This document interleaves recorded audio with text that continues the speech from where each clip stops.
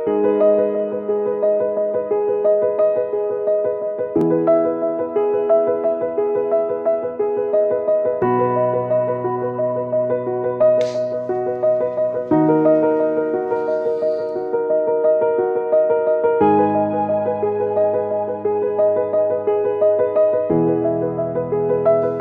correct avec vous si je vous appelle Monsieur Breton? Ouf, Paul, ça m'agresse.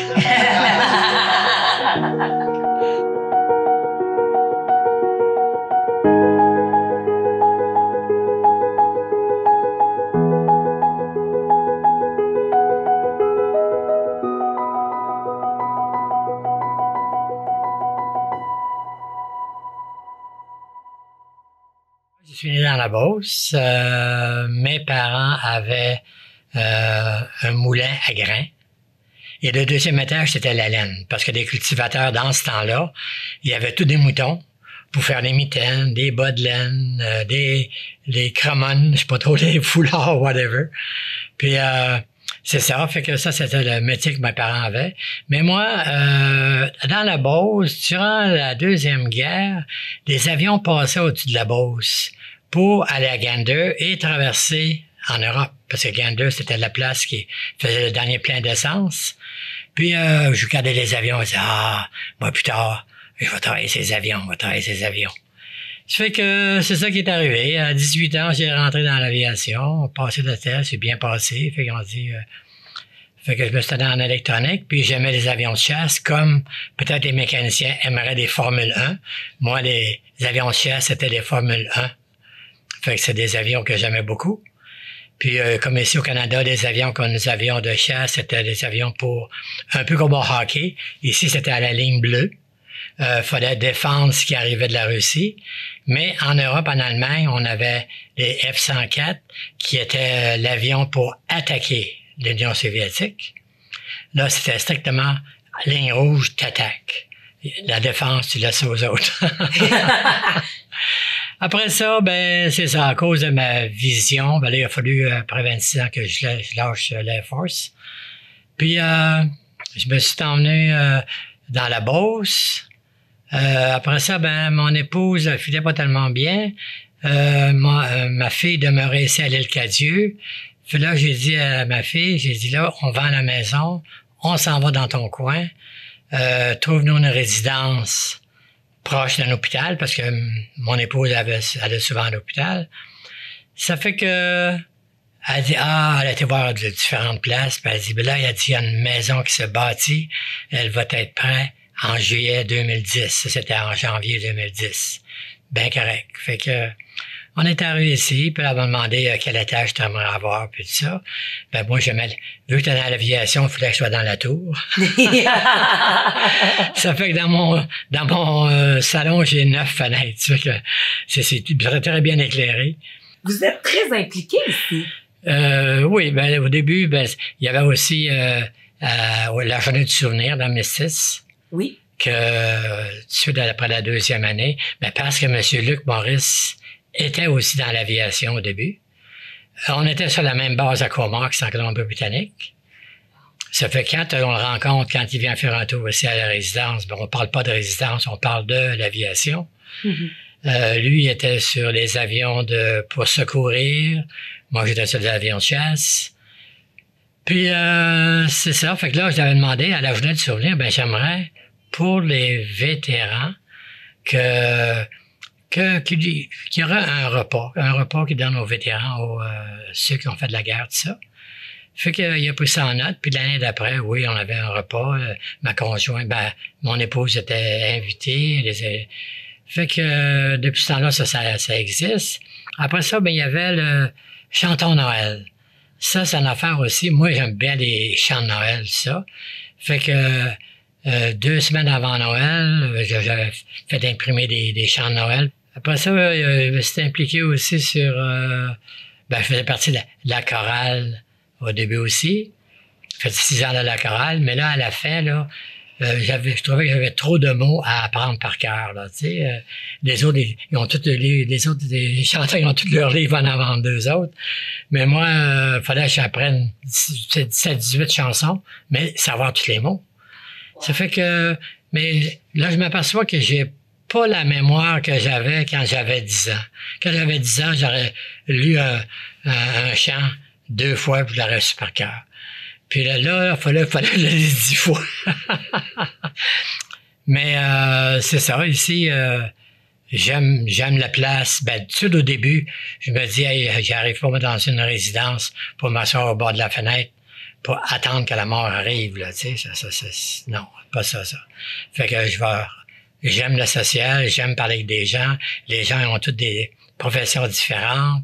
On apprend. Ça fait que ça m'a pris, disons, presque un mois de moi-même partir de ma résidence, de mon appartement pour me rendre au jardin d'hiver. Parce que là, faut des talons. Ben, c'est d'une extrémité à l'autre. Fait que c'est presque 2 kilomètres. Ça fait que, justement, j'ai réussi à me rendre au salon. Puis là, automatiquement, ben là, au début, on a fait un groupe qui s'appelait la Ligue du Vieux Poil. Parce que après le hockey, il y a dans les années 50, il y avait la Ligue du Vieux Poil, là, ils se rencontraient après, des journalistes, puis là, ils discutaient de la game qui s'était produite. Ça fait que là, on était peut-être 7-8 hommes qui jasaient. Puis là, les dames sont mis à embarquer avec les autres. Puis là, il a fallu, après 2 ans, changer le nom au club des ricaneurs, c'est ça. Parce qu'on avait beaucoup de plaisir. Puis je me dis, le sourire, le rire, c'est la meilleure pilule pour le cerveau. Si le cerveau est en santé, le restant du corps va suivre, tu sais. Ça fait que, pour moi, le rire, c'est très, très important. Moi. Je dis aux gens ici, moi, il n'y a rien que j'aime le plus d'entendre une personne âgée rire. Je me dis, si elle rit, ça va bien. Oui.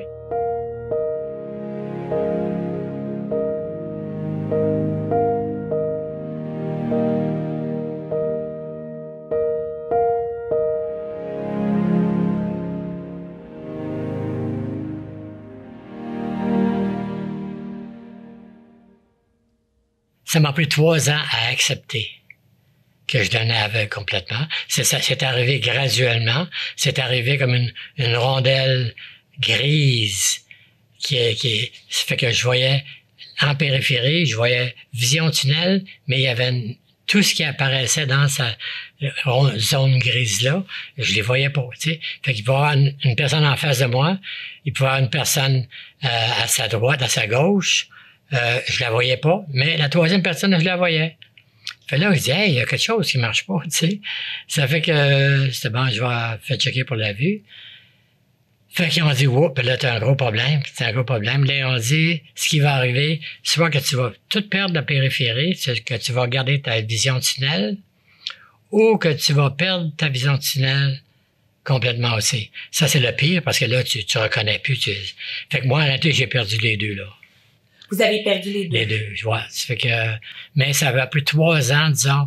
Tu sais, tu penses même au suicide, tu sais, parce que tu dis, ma femme était pas tellement... J'avais 43 ans, ma femme avait 40 ans. Je me dis, ben, elle peut se trouver un autre chum, quelque chose comme ça, tu sais. Oui. Fait que... mais elle m'a dit, pour les petits-enfants, il faut que tu vives. Wow. C'est ça, c'est les petits... Les petits-enfants qui gardent la force, qui donnent la force. Oui. Est-ce que vous croyez que c'est à cause de ça que pour vous, entendre le rire, c'est la plus belle chose? Oui. Oui, je me dis, si une personne rit, ça va bien. Oui. Oui. Puis, est-ce que c'est depuis cet événement-là qui fait que rire pour vous, c'est important? Après 3 ans, après j'ai accepté oui. D'être aveugle, là, j'ai dit, là, il faut que je vive. Puis là, il faut que je rende la vie agréable à tout le monde. Faut pas que je passe mon infirmité sur tout le monde, dire, hey, moi, je suis malheureux, je vais pas bien, tu sais. Oui, oui. Moi, je m'assois au salon, je jase. Mon but est de faire oublier aux gens que je suis aveugle. Oui. Mais ça fonctionne très bien. Oui. Parce que là, les gens disent que vous êtes quelqu'un qui est très impliqué, qui est rassembleur aussi. Vous aimez faire le party. C'est ça, oui, parce qu'on fait des parties de boblé, de mousseux. Oui! Disons, j'avais commencé des parties dans mon appartement, mais on avait la place pour 12 personnes, point. Fait qu'après 1 an et demi, il y avait d'autres qui voulaient se rejoindre ça. Ben là, il faut descendre en bas dans l'hiver. Puis, c'est ça. À chaque 2 personnes, une personne emporte une bouteille de bubbly. Ça fait que, de mousseux, fait que, justement, c'est moi qui ai le plaisir de les ouvrir. Et dans le salon d'hiver, le plafond est haut, fait que je laisse aller les plafonds, les bouchons. La sexualité, je crois, vous me direz si je me trompe, mais je crois autrefois, on devait se marier, c'était très rigide. Les femmes, habituellement, les femmes avaient un partenaire qui était leur mari. Qu'est-ce que vous pensez? Qu'est-ce que vous pensez de ça? D'abord, l'amour et le sexe, c'est 2 différentes choses. Ah. Il y a du sexe. S'il y a du sexe sans amour, ben, c'est passager, là. Tu sais, c'est comme les jeunes ont aujourd'hui. Mais pour rester avec un conjoint, ça nous prend sexe et amour. Les 2. Ça prend les 2. Ça fait que si on a les 2, ça va bien. Si c'est juste le sexe, comme j'ai entendu une dame qui a fallu qu'elle se fasse opérer, se faire enlever ses 2 seins, le bonhomme lui dit, moi, je te laisse, je m'en vais, tu sais. Ben, hey, ça veut dire que son mariage était basé strictement sur le sexe, que là, il n'y avait pas d'amour. S'il y avait eu d'amour, il l'aurait même peut-être plus, parce que là, elle avait plus de sein, tu sais. Mais c'est ça, je me dis, il y a les 2. Ça prend les 2 pour que ça y aille bien. C'est justement, au début, oui, aujourd'hui, il y a du sexe avant le mariage, tout ça. Mais, à fin de compte, c'est justement, c'est comme des gens disent des fois, c'est bon d'essayer une paire de souliers avant de l'acheter. Ça fait que, mais, ça fait que non, je suis pas contre la façon que les jeunes vivent aujourd'hui. Mais, encore, pour être ensemble, pour faire la vie ensemble, faut qu'il y ait les 2, le sexe et l'amour. Fait que si on les 2, ça va marcher. Mais si on a juste le sexe, ça marche pas. Je trouve ça super intéressant ce que vous dites, que dans le fond, c'est vraiment, il y a 2 choses très différentes. Ouais. Parce que bon, on le sait que de nos jours, un tiers des personnes habituellement se séparent, malheureusement. Qu'est-ce que vous pensez? Pourquoi que de nos jours, il y a beaucoup de séparation auprès des jeunes couples, là, des jeunes familles avec de jeunes enfants? Ben, il y a aussi des emplois. Tu sais, là, aujourd'hui, moi, dans mon temps, justement, quand je me suis marié, on s'arrangeait, le gars s'arrangeait pour avoir une paye assez grosse pour faire vivre sa femme, disons, tu sais, sans qu'elle aille travailler. Moi, c'était mon cas. Fait du compte, mais aujourd'hui, les 2 doivent travailler. Puis les 2, s'il y a une pression sur les 2, parce que la dame, elle, à la maison, prépare des repas, tout ça. Si elle a des enfants, ben après qu'elle arrive de l'ouvrage, ben il faut qu'elle travaille de 5 heures, peut-être jusqu'à 10 heures, 11 heures le soir. Elle va se coucher, le lendemain, à 5 heures, elle se lève. Ça fait de la tension, ça fait de la grosse tension, ça. Mais aujourd'hui, avec nos salaires, avec les prix des maisons, c'est impossible, quasiment, les 2 de rester à la maison. Ceux qui peuvent le faire, tant mieux, tu sais.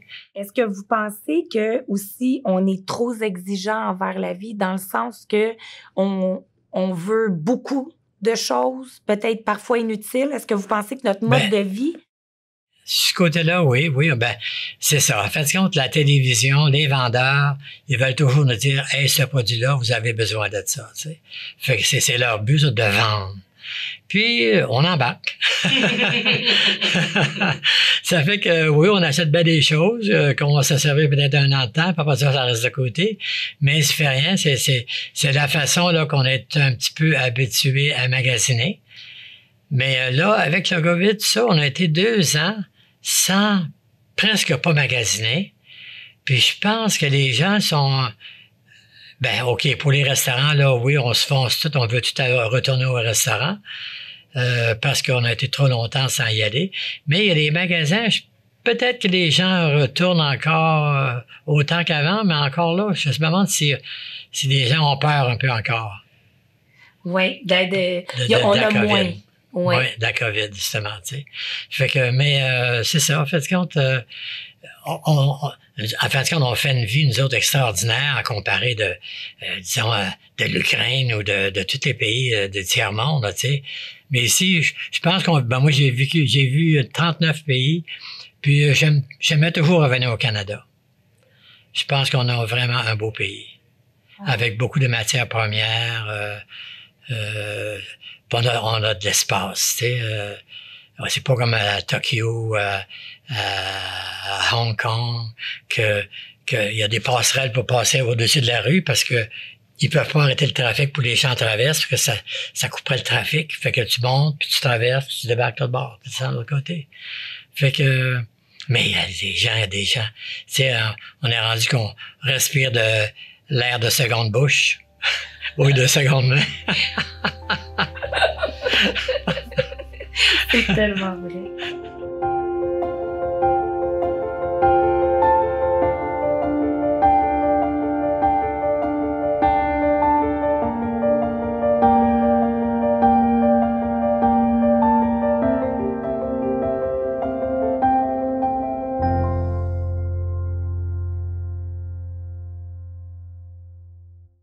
Vous avez parlé de l'Ukraine. Oui.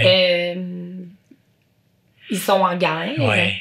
Vous pensez quoi de tout ça? Surtout que vous l'avez vécu, vous, la guerre. Oui, ben nous autres, justement, quand j'étais en Europe, là, le but, c'était attaquer l'Union soviétique et que dans 24 heures, 48 heures maximum, que toute l'Union soviétique serait attaquée. On avait chacun nos cibles pour pas que tous les pays comme la France jettent ses bombes à la même place que nous autres. Chaque district était donné déjà. Ça fait que, mais là, avec la Russie, après ça, ben là, justement, ils ont fait presque banqueroute en 89. Là, ils ont décidé de tout laisser tomber les pays soviétiques. Fait que là, puis là, c'est comme si d'un coup sec, aujourd'hui, comme s'il y avait un remords d'avoir fait ça, puis ils veulent en reprendre. Je pense qu'ils ont repris la Géorgie. Ils ont repris, il y a un autre petit pays qui ont pris à côté. Puis là, ils voulaient prendre aussi l'Ukraine, parce que l'Ukraine, c'est un pays là, qui produit beaucoup de grains, puis tout ça, tu sais, qui arrive bien, disons, tu sais. Mm-hmm. Ça fait qu'ils ont décidé, ben là, on devrait le prendre, ce pays-là. Fait là, pourquoi? Là, ce qui arrive, justement, là, automatiquement, ils voulaient les intimider au début de l'Ukraine. Il y avait 300 000 soldats proches des frontières. Fait que là, ils pensaient que peut-être un mois maximum, que le pays serait aux autres points. Puis là, ils ont vu que non, c'était pas comme ça, ça n'a pas marché absolument pas comme ça.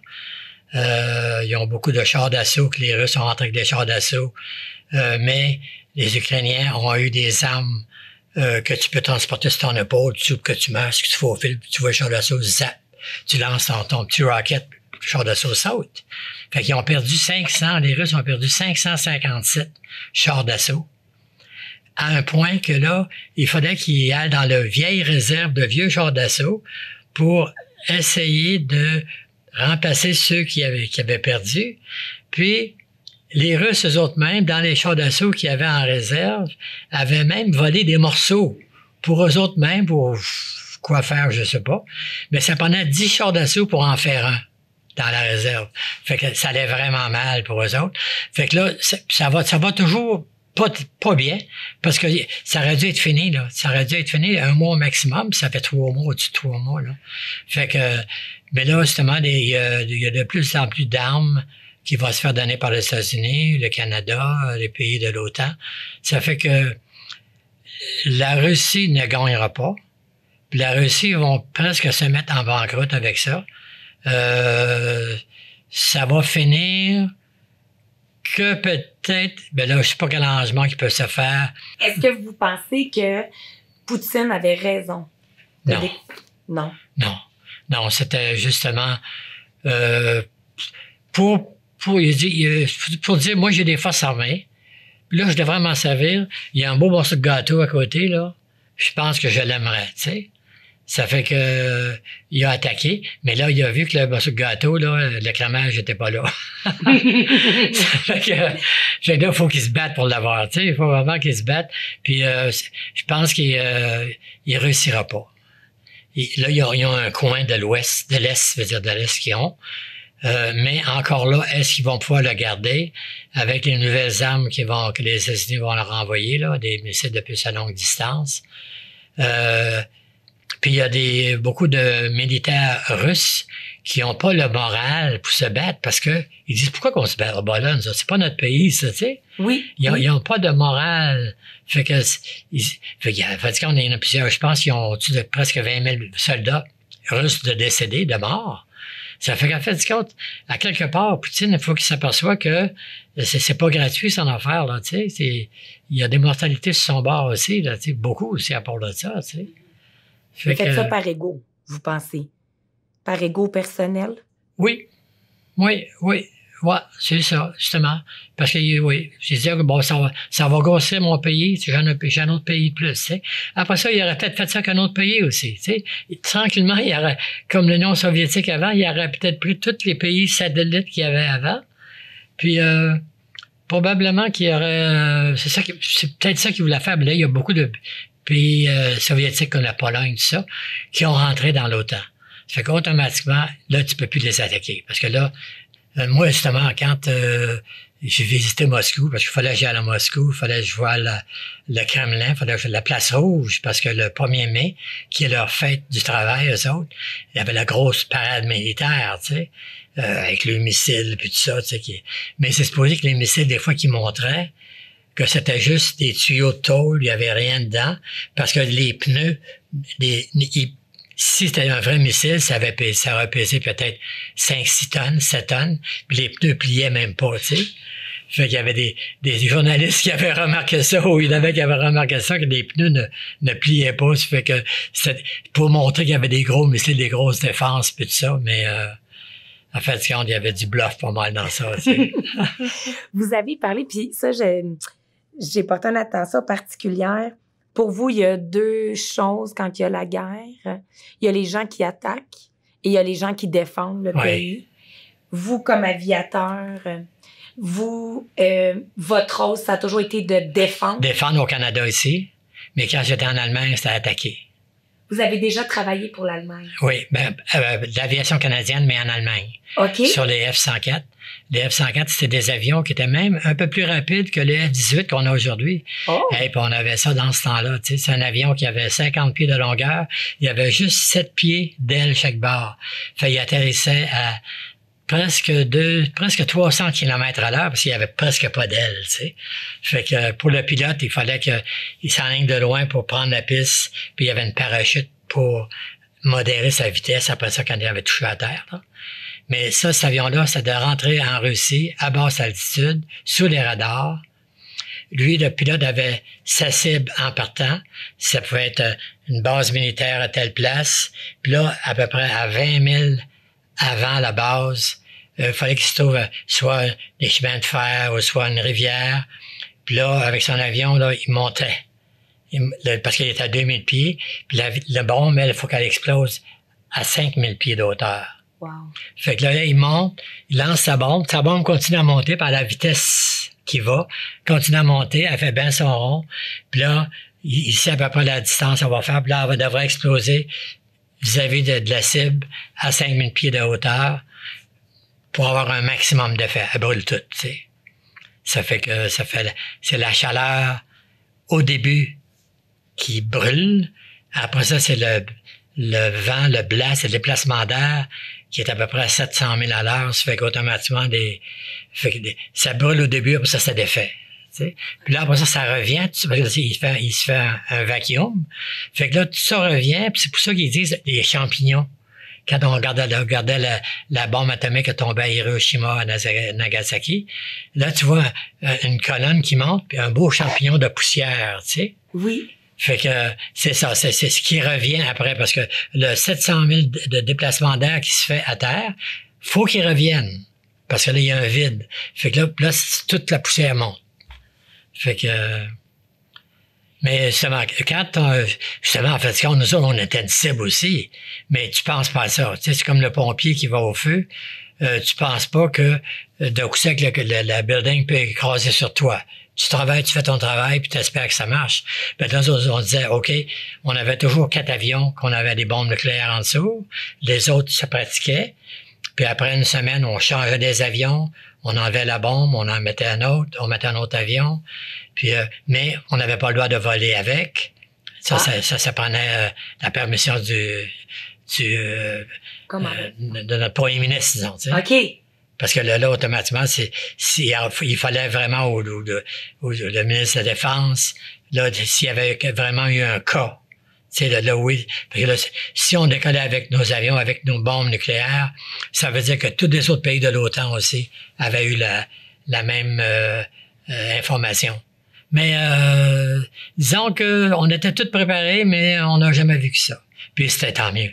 Oui. Parce que la partie de la fois la plus proche que j'ai été, moi, c'est la crise de Cuba.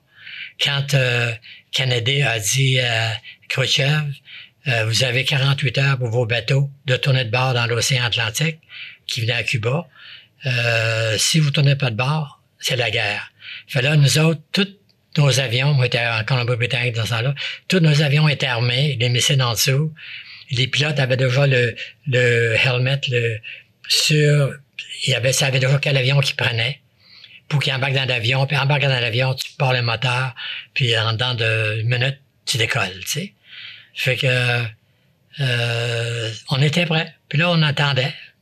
Fait que après 24 heures à peu près, le coach avait dit « OK, on tourne de bord. » Fait qu'on a dit « Ah! » Parce que là, ça aurait été « Oh, oui. » Ça aurait été, disons que...